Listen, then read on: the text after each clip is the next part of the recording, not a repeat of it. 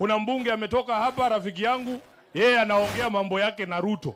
Mimi hiyo mambo yake mimi sijui, mimi niko na yangu. Mimi nasema chama cha ODM kikijiandaa vizuri 2027 tunaweza kutoa rais. Na hata huyu Joe anaweza, kwani hawezi?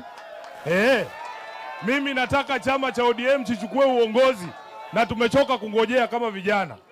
Nimesikia katibu mkuu ya chama nafikiri ameenda akisema ya kwamba yeye hajui mambo ya Ruto. Sisi ndio tunajua mambo ya Ruto. Yeye labda hajui kwa sababu yeye siku hizi anatembea na mama anaitwa Wamushomba. Unajua Wamushomba haelewi mambo ya Ruto na haelewi mambo ya broad based na haelewi mambo ya ambayo inaelekea wapi na imetoka wapi. Sasa ukitembea na Wamushomba utajua namna gani mambo ya broad based? Huwezi kujua. Sasa yeye nimesikia sasa hapa amesema mimi sijui mambo, hiyo ni kweli yake. Na yeye ndio Secretary General yetu lakini hajui mambo ya Ruto. Sisi ndio tunajua mambo ya Ruto na tuko katika broad based government. Si namna hiyo?